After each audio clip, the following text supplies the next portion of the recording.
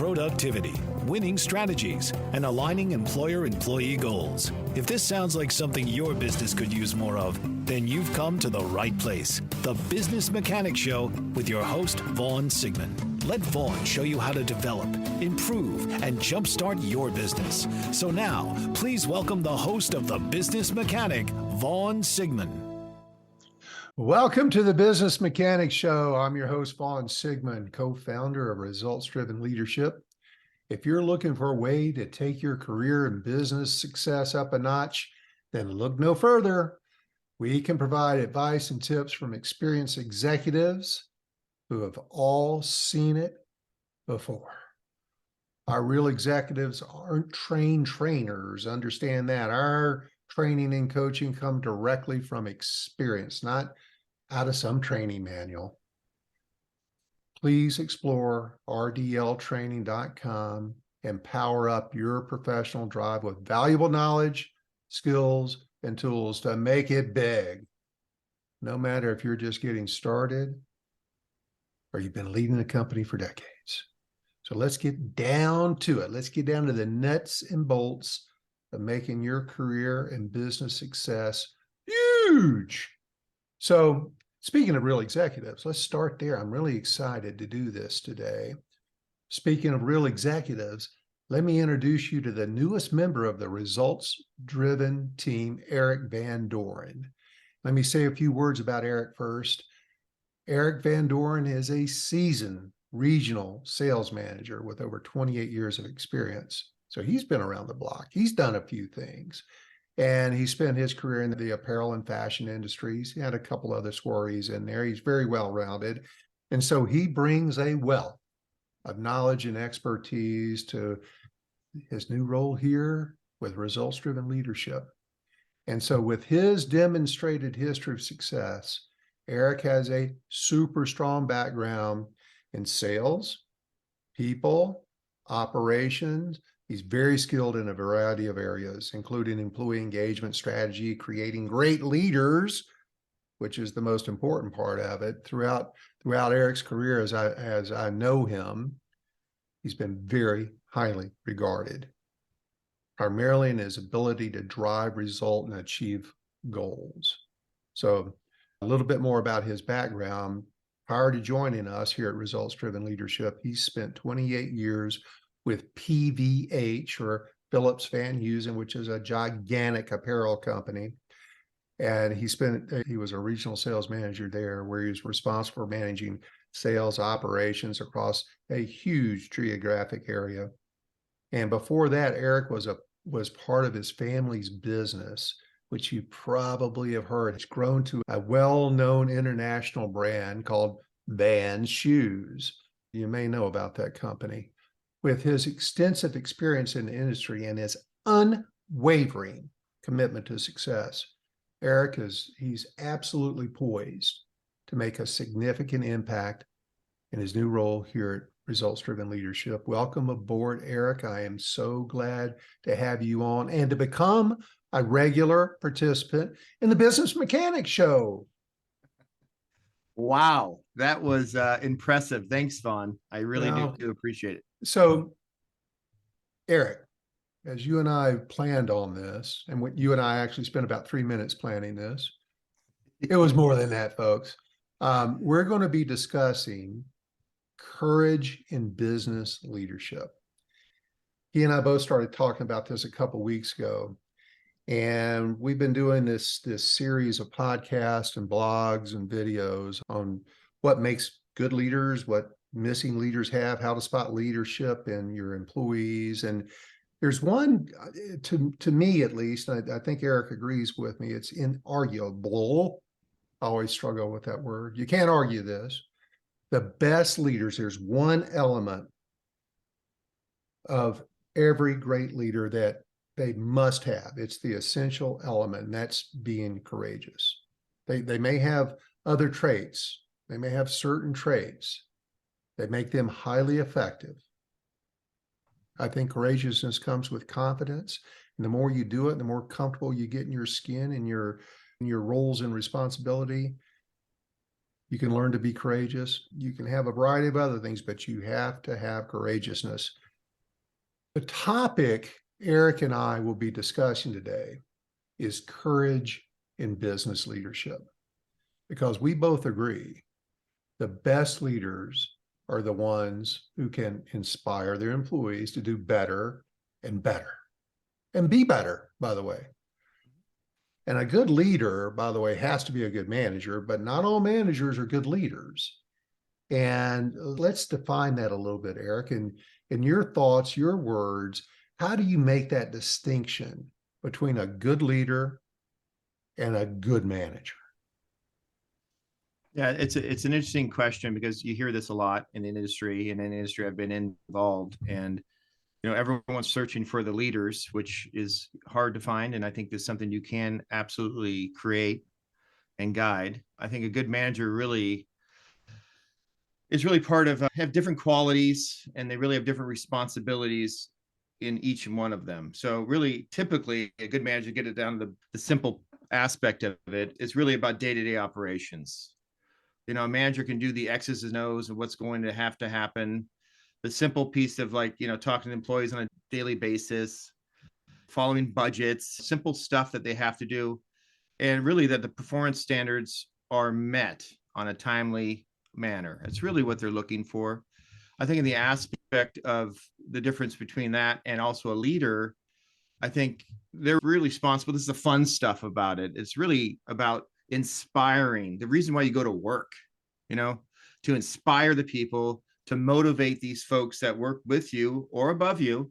You can inspire both ways, which I think is really the key thing to a great leader, is to inspire up as well as to the side or downward. So I think that's really important, and really to achieve a common goal with some joy with what you're doing. I think that is really important to do, in my opinion here.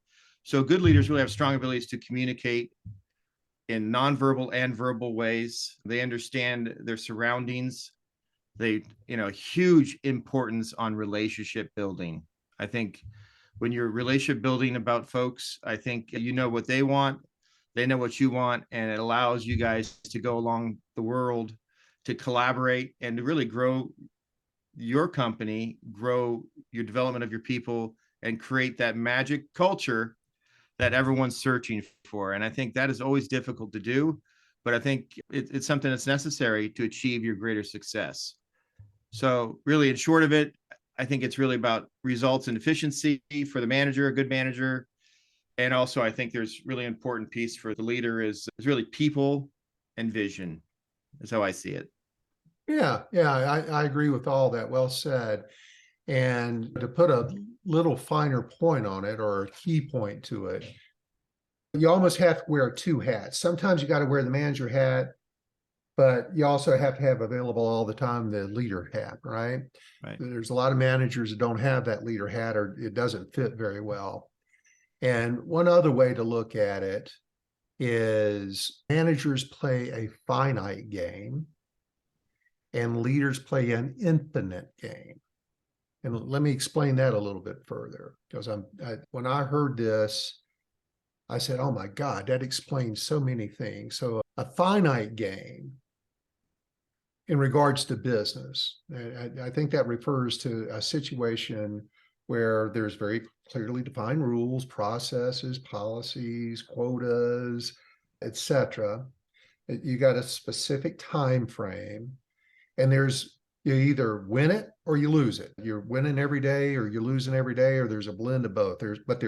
It's almost like a zero-sum game, meaning that, some days we're going to be winners, some days we're going to be losers. One person's success may be another person's loss. And a finite game that focuses on winning and achieving a specific outcome.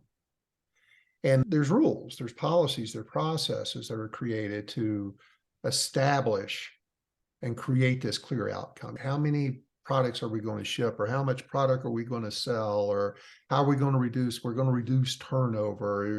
That's the measurable part of it. And the loser sometimes could be your competition. For example, we may be looking to gain market share. There's winners and losers in all this. But on the other hand, An infinite game in business refers to the situations where there's no clear rules, there's really no time frames, and there's the only winner is everyone. Everybody wins. There's no clear winner, there's no clear loser. The focus on an infinite game is just, I want to make sure I can continue to play. I want to play forever, thus infinite, right?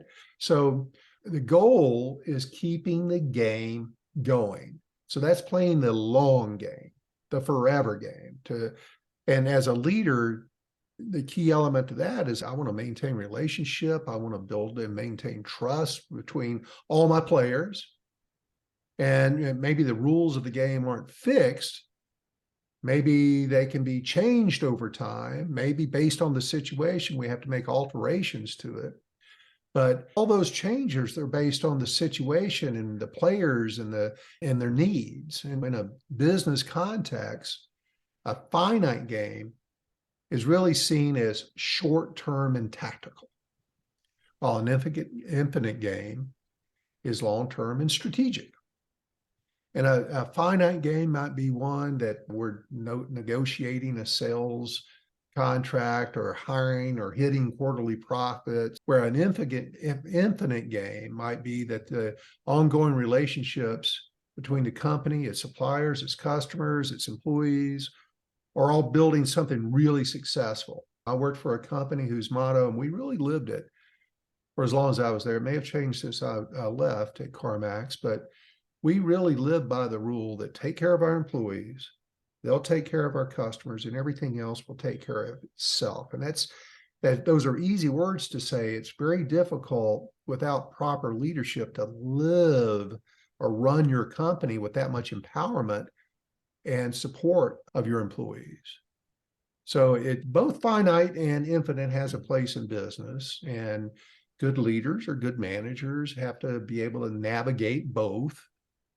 But the key difference in these approaches are your mindset.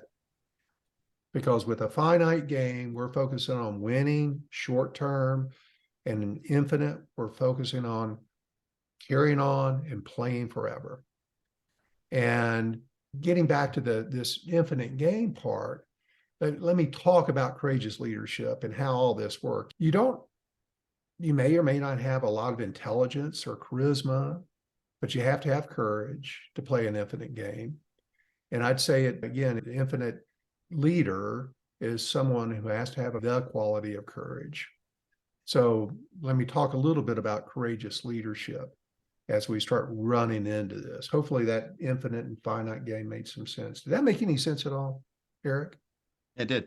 I was rambling there a little bit. Let me take a minute and describe courageous leadership as I see it, as I look at myself as a leader, as I hold myself accountable as a leader, and as I have trained and developed tons of leaders who've worked with me and graduated higher levels of responsibility through the years. This courageous leadership it's a part of your leadership style. And to me, it's about bold decision making, risk taking, the willingness to stand up for your people, stand up for your ideas and thoughts, even when there may be some punitive measures involved, where there may be some adversity involved. Yeah, I think being courageous is around creating a culture of transparency, to make sure we're playing a continuous improvement game, or we're encouraging change, because when we get stuck in things, we're going to end up slowing our growth and slowing our ability to adjust according to market and competition and that sort of thing. But a really, really good, courageous leader, they foster trust. They trust their people, which almost always evokes trust coming back at you. They get respected. They earn respect. Remember, respect doesn't come with a title. It comes with your behaviors and how you perform in the eyes of your people. And in turn, if you respect your people, they are likely to respect you back. If you in any way you treat them as your children or your pupils or anything like that, you're likely to hurt feelings and erode egos, and that becomes a tough road to come back from. And so with that, being courageous requires a level of emotional intelligence, or maybe even being self-aware, and for sure having a goal, a sense of purpose. What is my wrath of conviction that I'm moving forward on? What do I really believe in? I used to work with a guy, was one of my regional vice presidents at CarMax, Ron Costa, who I love. Ron, he was one of the most courageous guys I knew.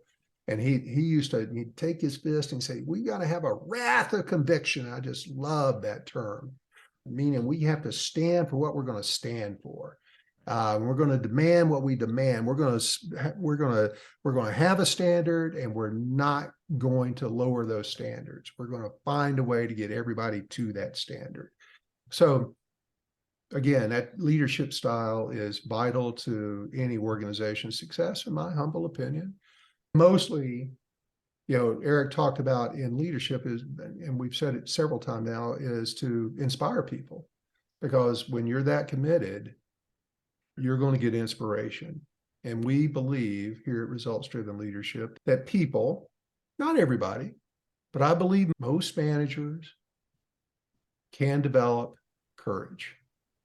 But it takes time, it takes effort, it takes confidence, it takes knowledge, it takes practice to be courageous. But most importantly, you got to be willing to take action.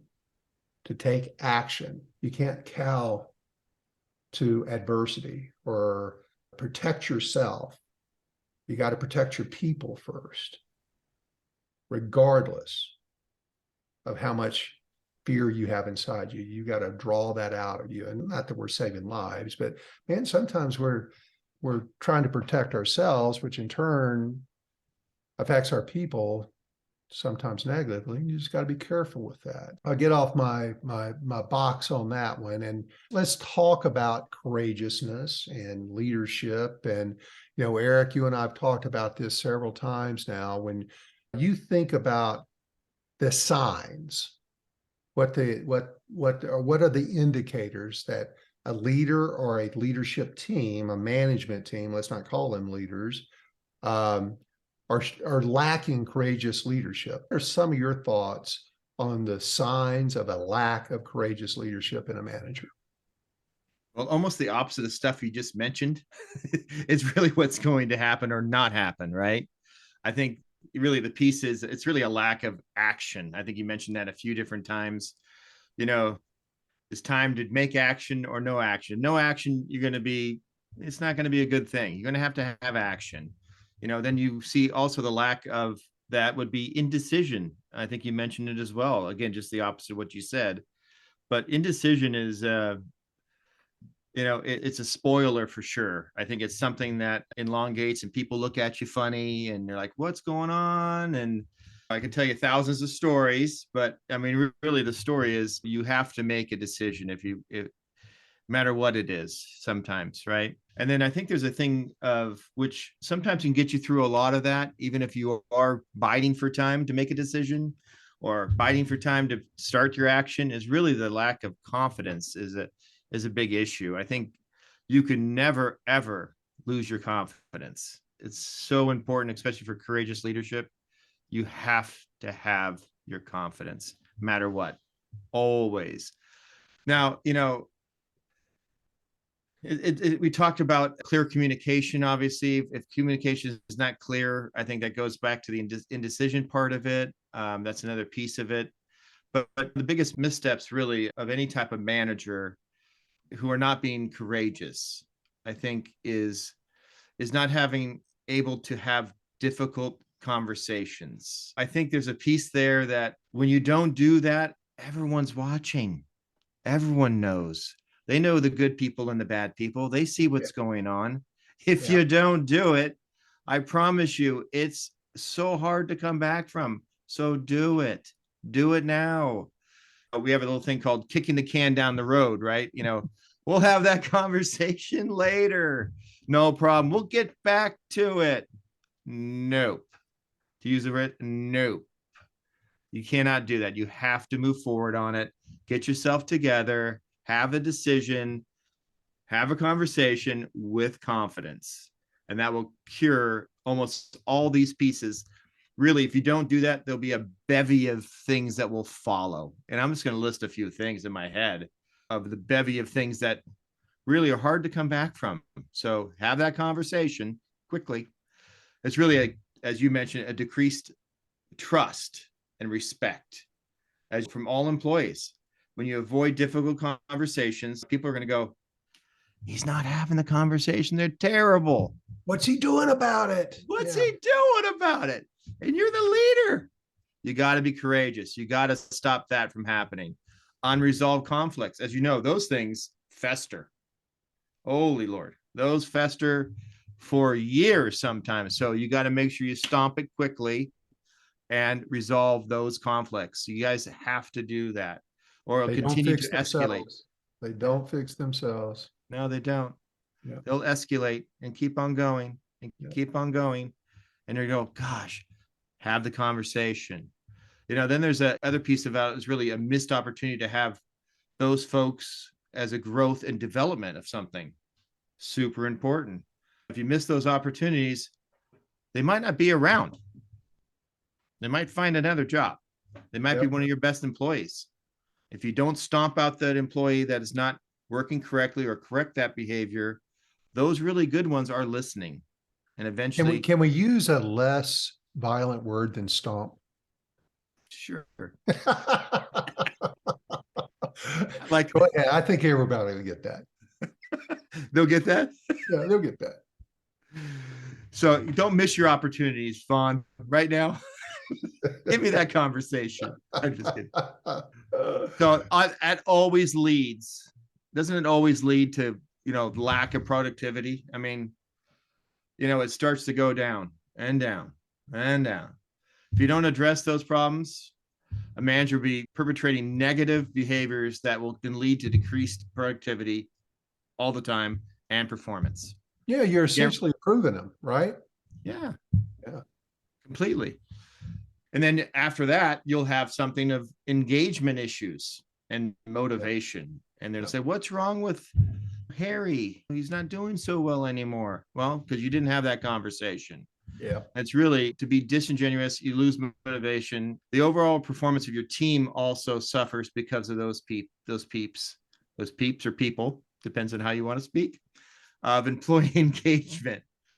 And then obviously when they start to be Debbie Downer, so to speak, it increases your turnover. Mm-hmm. It's going to happen. With turnover, we all have turnover, sometimes good turnover, sometimes not good turnover. We're talking about bad turnover here.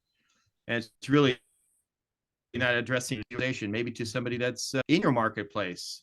It's increased turnover, where employees feel like their concerns are not being addressed. You know how that works.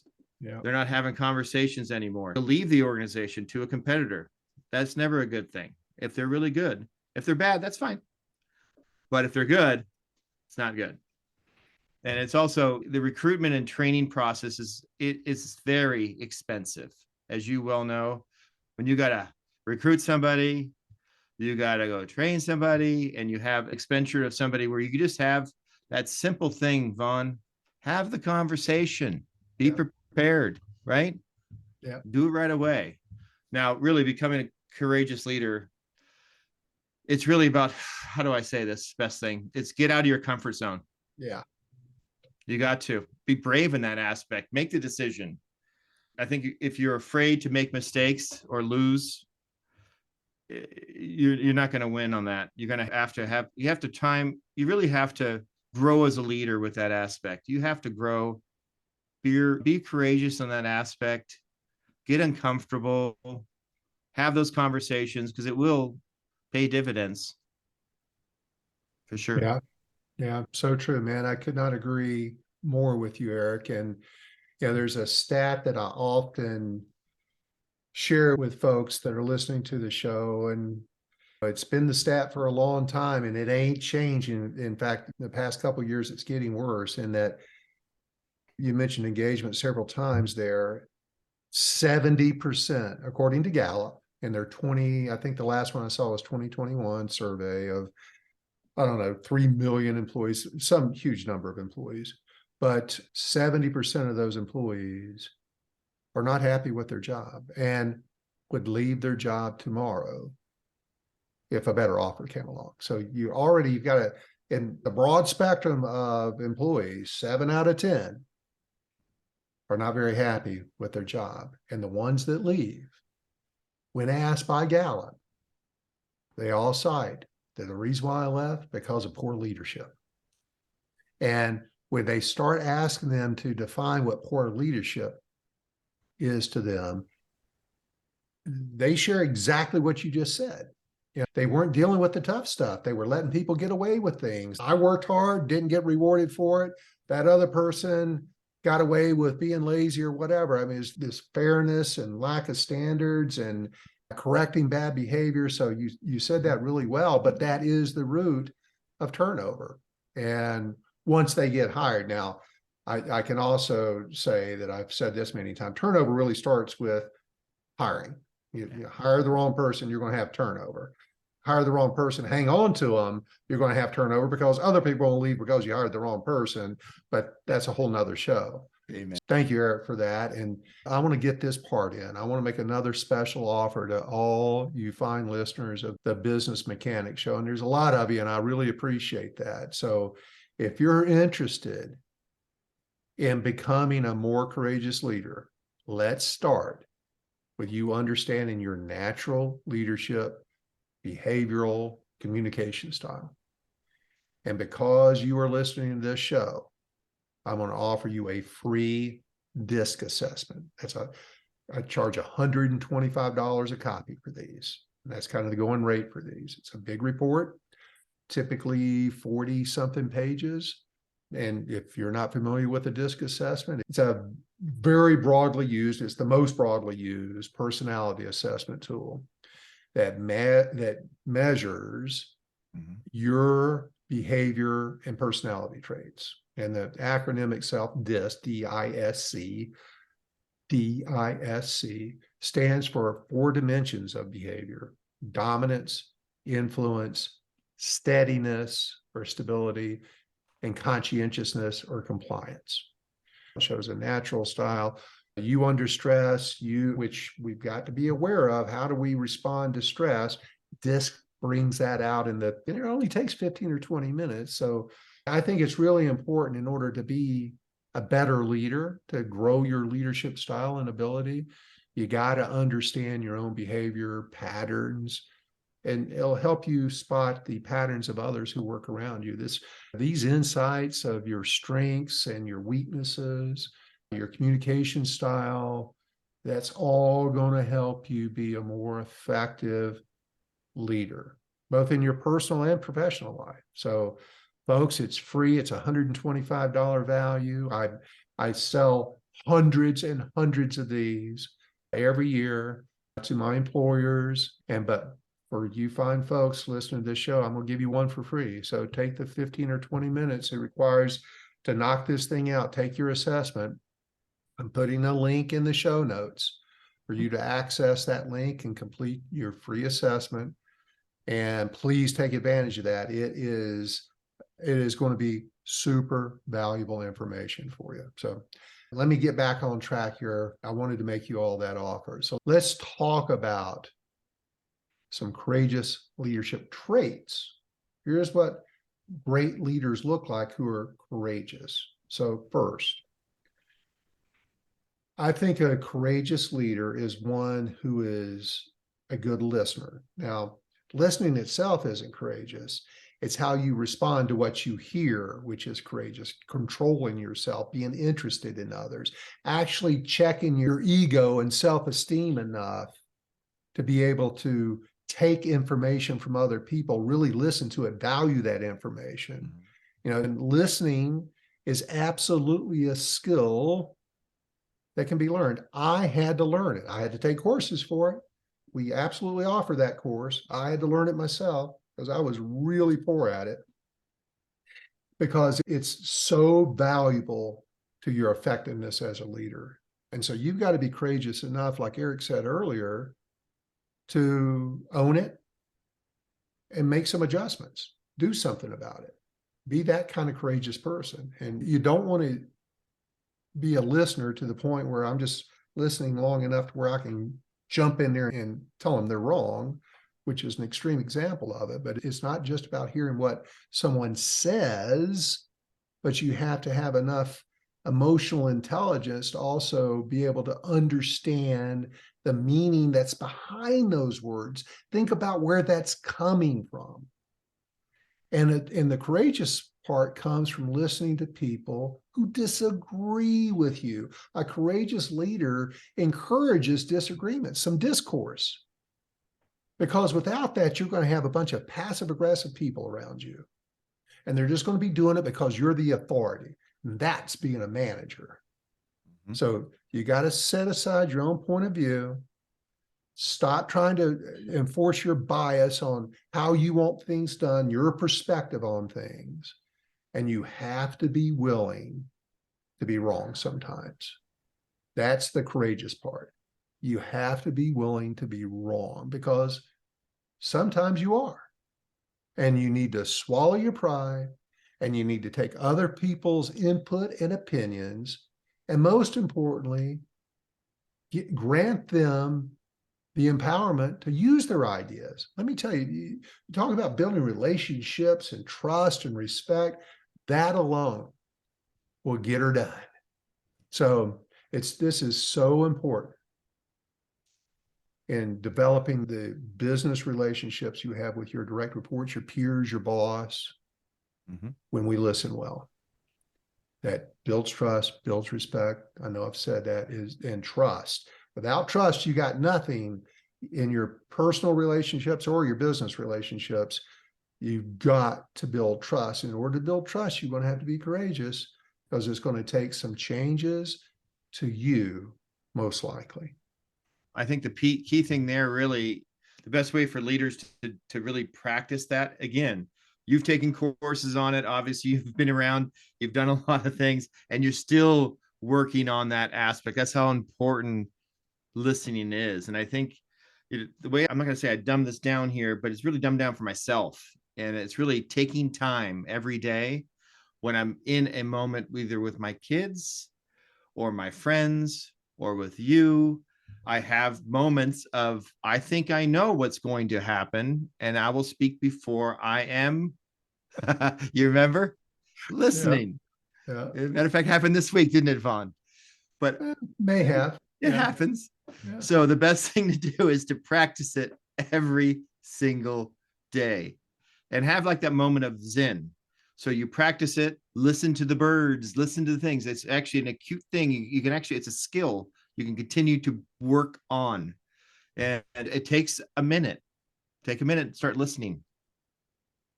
Just like I just did right there. It's really, really important. And it'll allow you to understand what they're coming for, what they're saying. And it allows you to not just say yes, no, and move on, which is really easy to do in conversations, as we all know, because we're busy.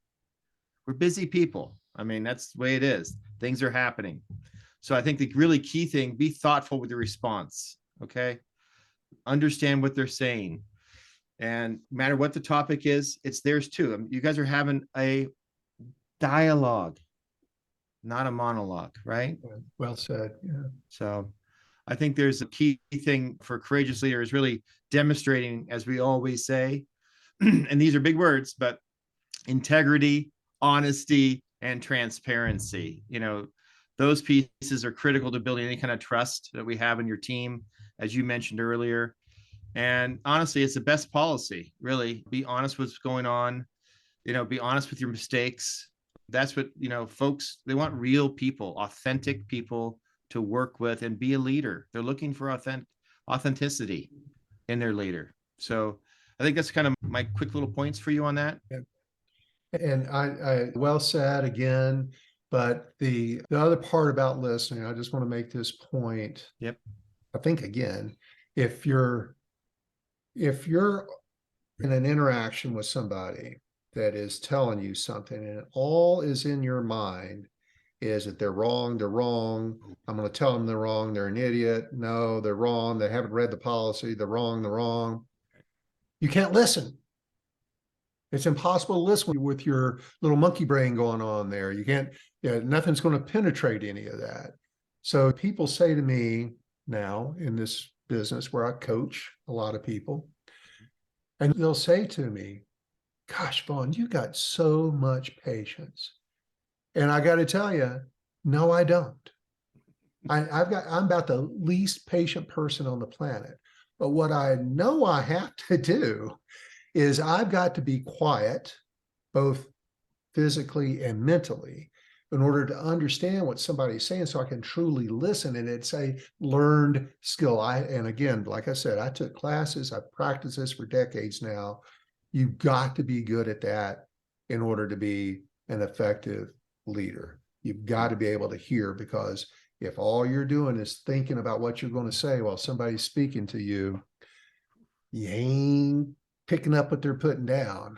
So, and Eric, you mentioned that transparency thing, and man, so many people struggle with this, and especially when it comes to their expectations. Yeah, I was holding a class on Thursday with a group of managers, and I forget exactly what we were talking. We were doing a strategic plan, but somewhere along the way, we were talking about SMART goals. That's what it was, and that specific, measurable, achievable, the person responsible, time bound. And I always emphasize that time bound part. And that is the part that so many managers, leaders don't necessarily, but managers do. They miss that time bound part. And it's a saying I use often. We are constantly getting mad at people for not doing what we didn't tell them to do. Right? Yes, exactly. Both at home and at work, right? Because, can you get this done for me today? Yeah, I can get this done for you today. And at 3:00, you go out there and it should be done. And you say, hey, did you get it done? No, I was going to get it done, before I went home. And now you're mad because they didn't have it done. They've had all damn day to get this done. They haven't got it done.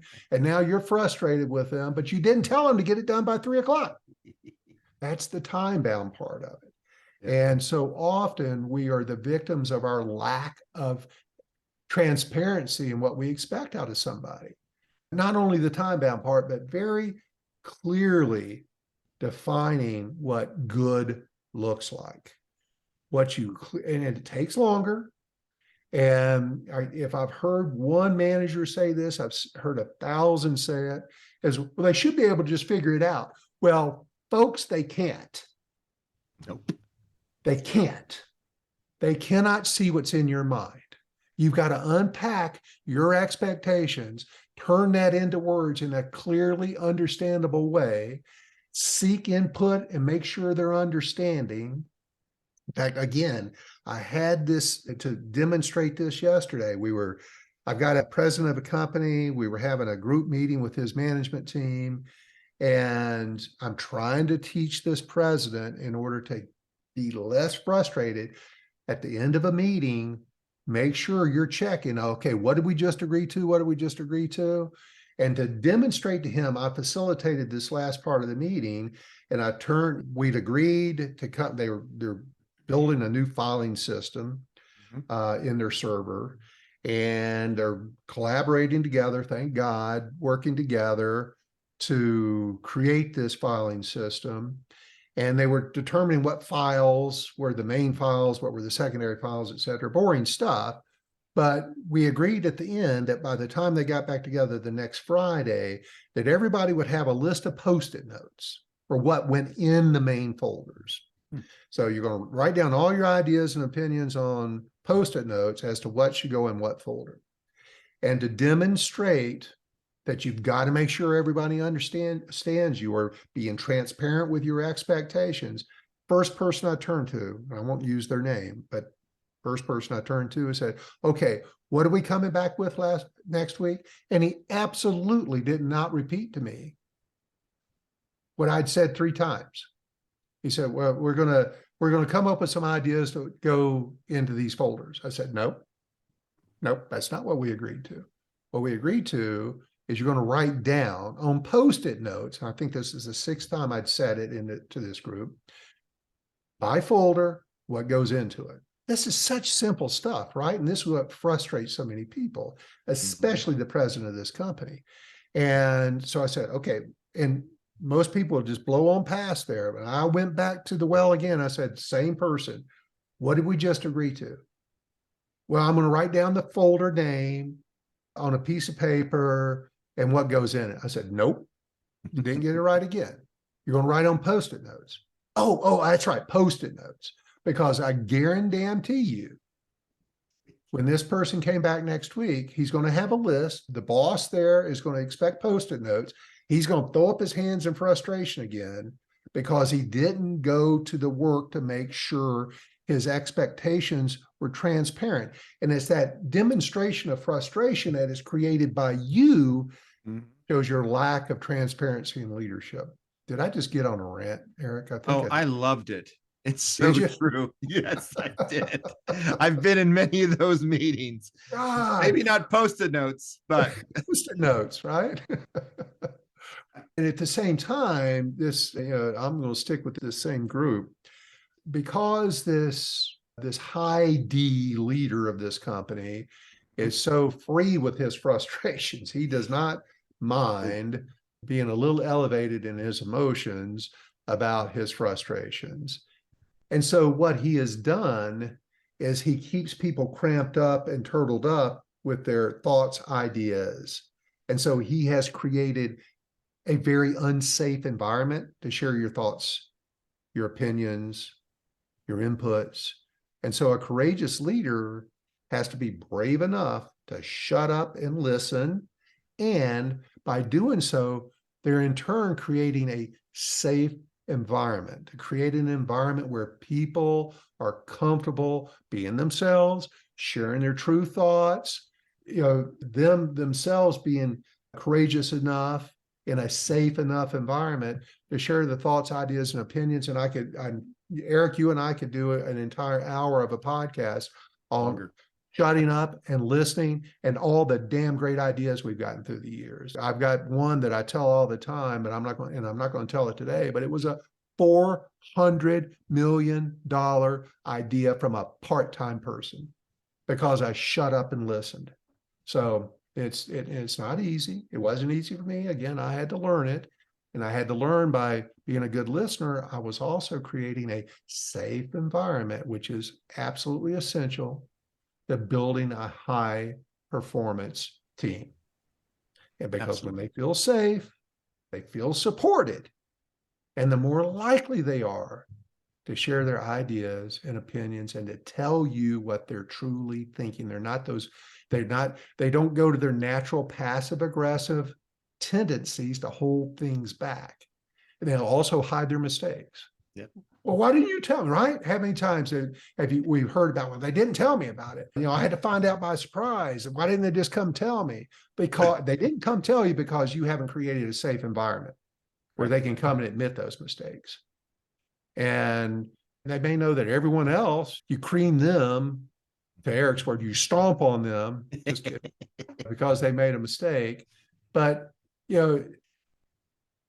being able to admit to your mistakes, owning your mistakes, especially in front of your people, man, does that help you grow as a leader, not only in your confidence as a leader yourself, but in the eyes of everybody around you. And I'm going to tell another quick story here as an example of that. It comes from Simon Sinek's book, Leaders Eat Last. So it's a book. If you haven't read it, I'm encouraging everybody to read it who wants to become a better leader. But it's a book about leadership and the power of organizational culture that builds certain high levels of engagement. But the story I want to share with you is about a Marine who fell asleep on duty. And Simon tells this to illustrate the importance of creating a culture in which people feel valued and supported. And as the story went, this young Marine fell asleep on guard duty, which is a no-no, of course, and his commanding officer found him caught him asleep. And that commanding officer could have punished him, could have thrown him out of the Marines if the colonel had wanted to, could have punished him in some way for this mistake. But instead, he chose to listen and to understand the circumstances that led to this Marine falling asleep. And through his, instead of having his bias and going right to punishment and stomping on them, he discovered that this young Marine had been working long hours.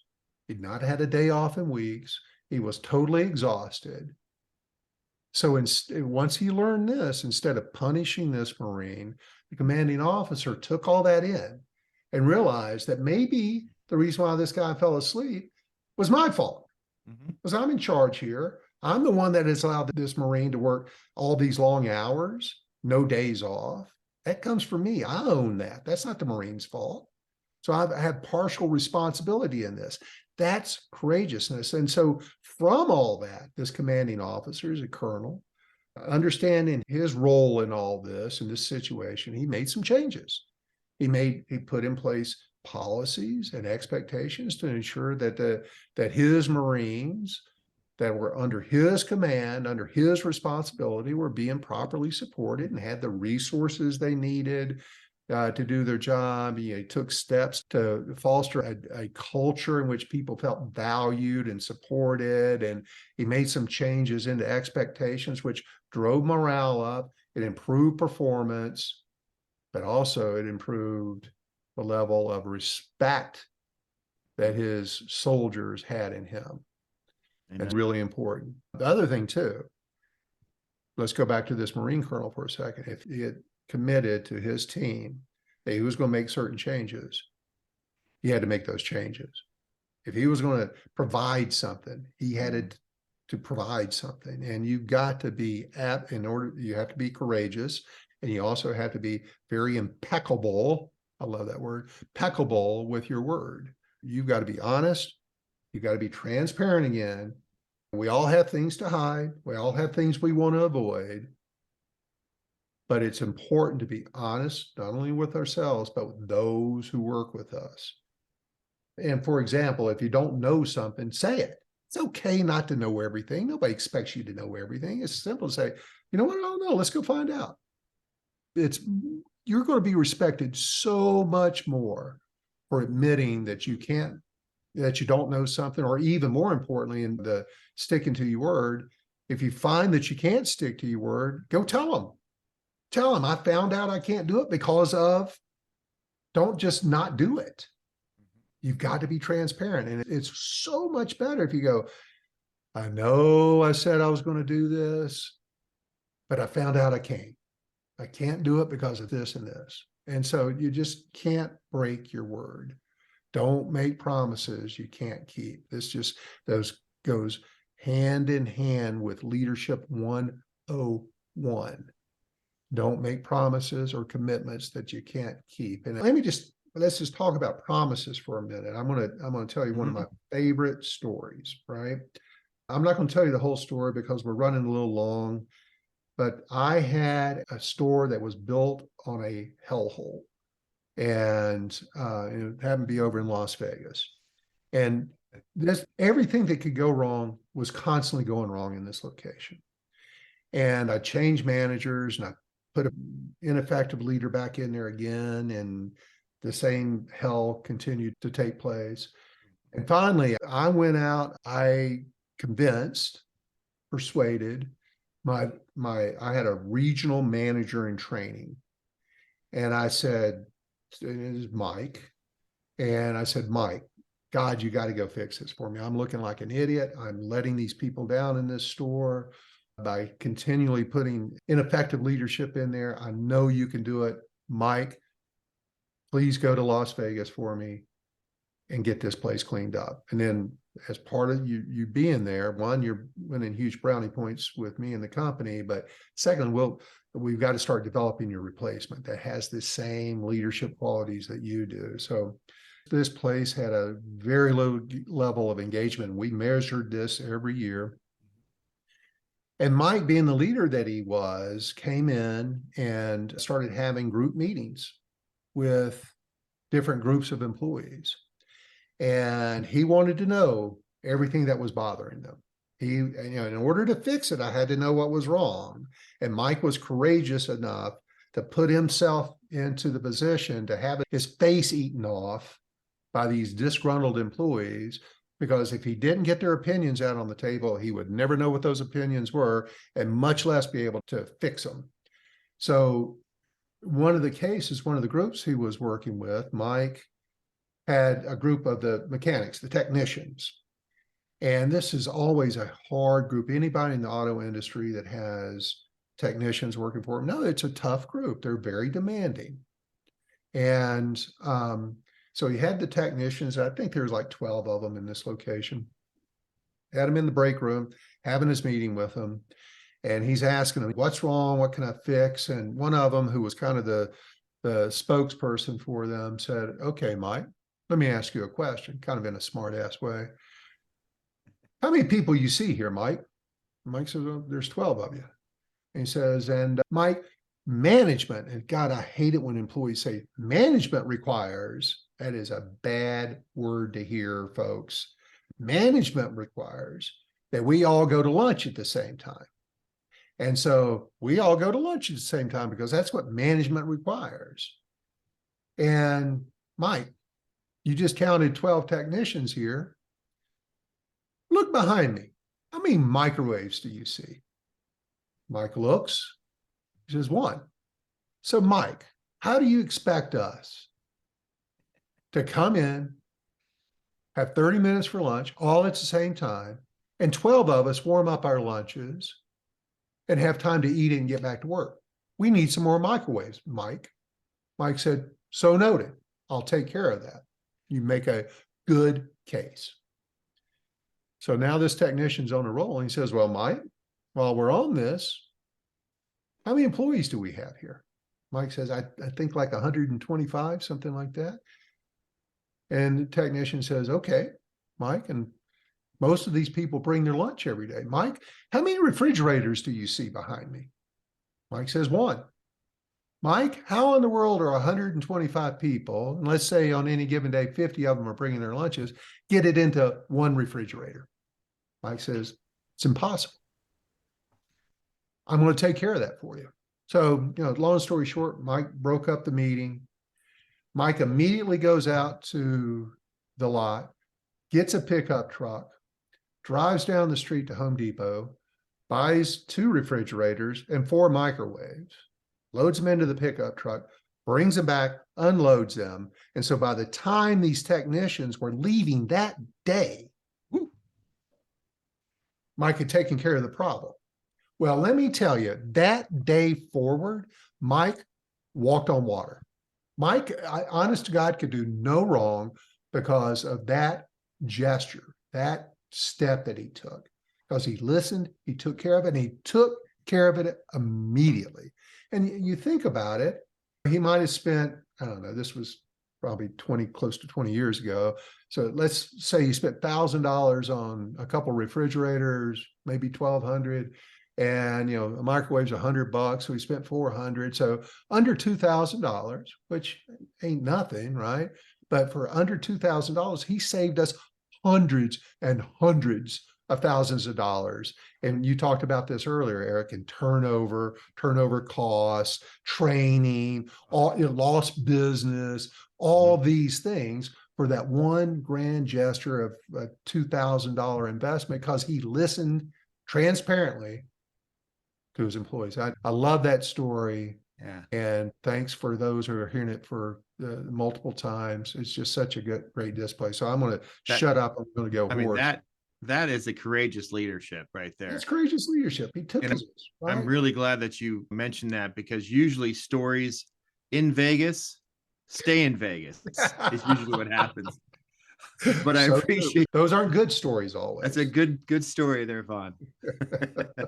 So let me shut up for a minute and turn it back over to you, Eric. What are some other traits of courageous leadership in your mind? Well, I think it's to piggyback on the story, really, is respecting people's point of view.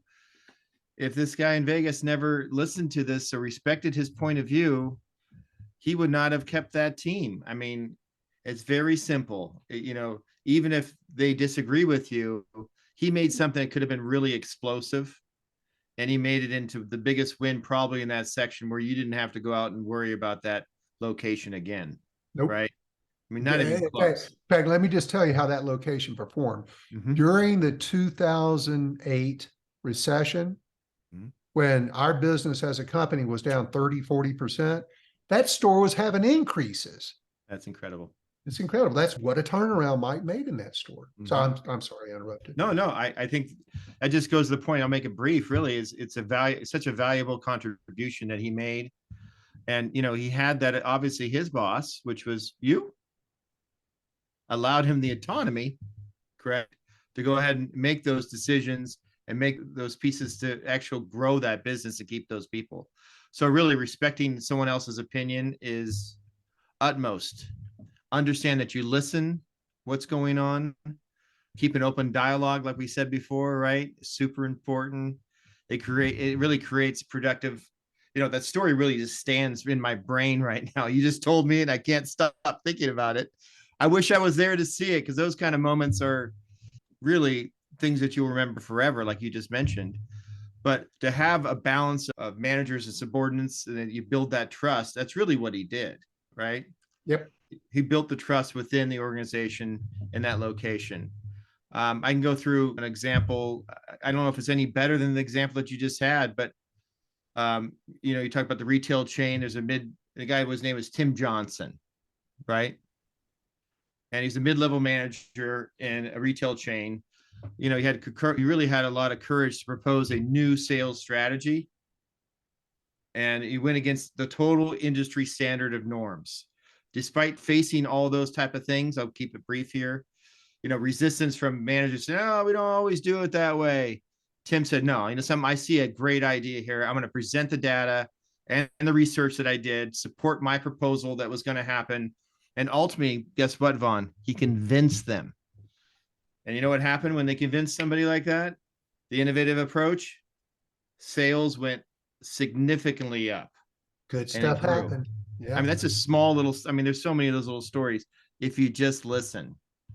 So, making the tough decisions sometimes that you need to be made, even if it's not the popular one. If you, as a leader, courageous leader, understand all the information, right? Whatever is coming from your subordinates to your boss to, a peer of yours, I think those are important. But, as long as you make the right decision, and you have to make sure that you're courageous in making that decision, is super important. Never go out of things of fear, Vaughn, ever, as you know. Making decisions of fear, because somebody's going to leave or not going to listen to you anymore.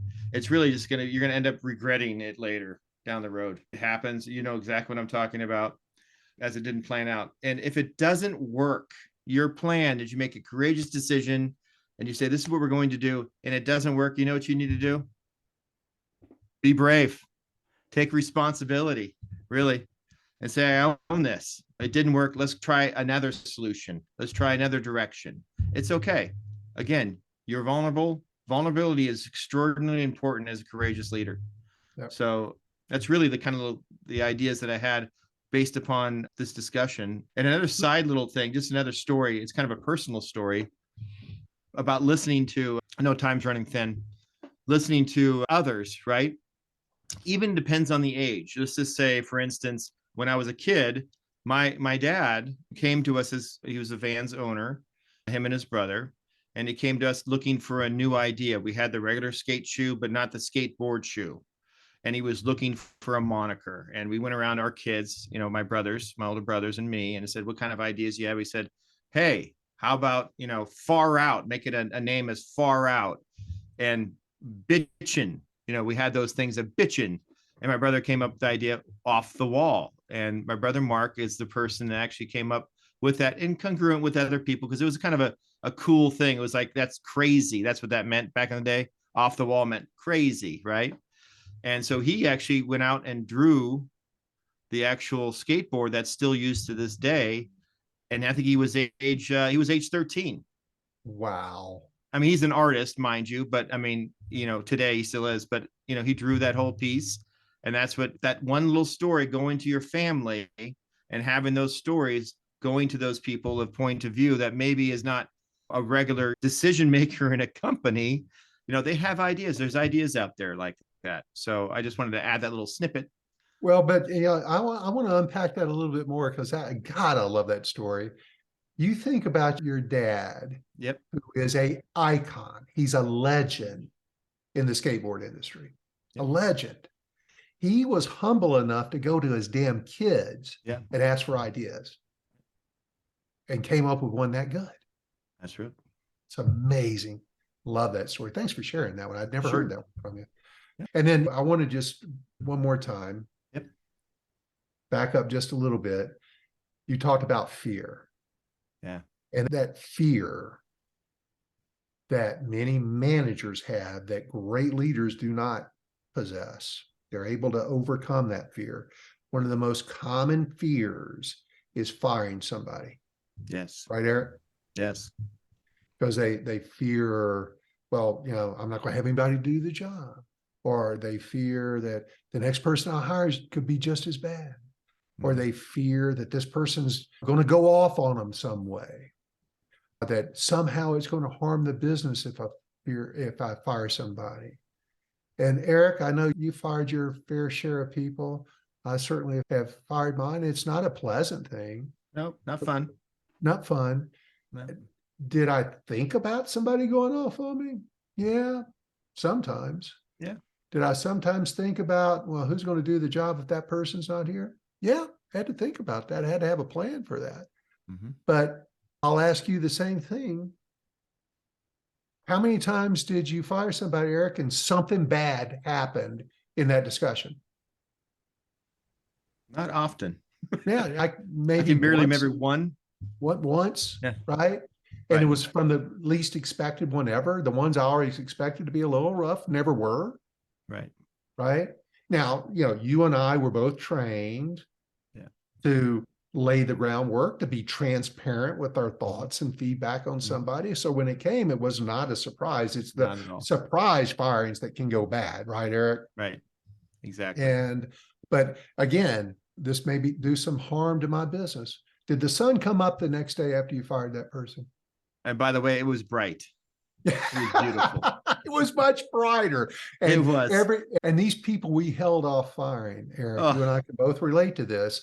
Yes. Once they're gone, what starts happening? All the skeletons start coming out of the closet. Right? Oh, did you know he was doing that? She was doing this. She was saying that. And it's like, why didn't you tell me? They don't. And when they say that to you, that's a sign, folks, that you have not created a transparent, safe environment for people to come to you. That's how Eric and I learned, right? Yes. Yes. So anyway, we got to start wrapping this thing up. Yeah. It's as a manager, it is so easy to get caught up in the day-to-day. But Eric alluded to it earlier. We got to remember our actions, our decisions, they impact everybody around us. Our people are watching us. It's like a documentary camera following you everywhere you go. They're watching and measuring everything you do. They're judging you. You're being judged all day, every day. Amen. It is. Right? And so keep that in mind. That may be the prompt, the catalyst for you thinking more about your leadership style, what you're doing, what you're saying, following up, being transparent, being bold. And so understand we're all leaders in one way or another. And, sometimes we're leaders at home with our family. Sometimes we're leaders at work. Sometimes we're leaders with our coworkers, our church members, whatever it is. It's important. It's essentially important for us to remember, if I want to be a leader, I have to set an example of being courageous. If I'm courageous, others are going to follow me. Others are going to want to do work for me. If you guys want more information on becoming a courageous leader, a results-driven leader, visit our website, rdltraining.com. That's RomeoDeltaLima.com. Romeo Delta Lima training.com for more information. You can start your leadership development program for only $47 per month. So, Eric, thanks for joining me on your first podcast. Man, I enjoyed having you on. I can't wait for you to be on every one going forward. This was so much more fun for me. So appreciate your time. The thrill is mine. I to be with such an iconic speaker and person that knows their stuff. You like that? Oh man, wait, I'm going to make sure we get that in the recording. Take that off. Just kidding. Thank you for your kind words, Mr. Van Doren. So thanks everybody for listening, and we will talk to you all again real darn soon.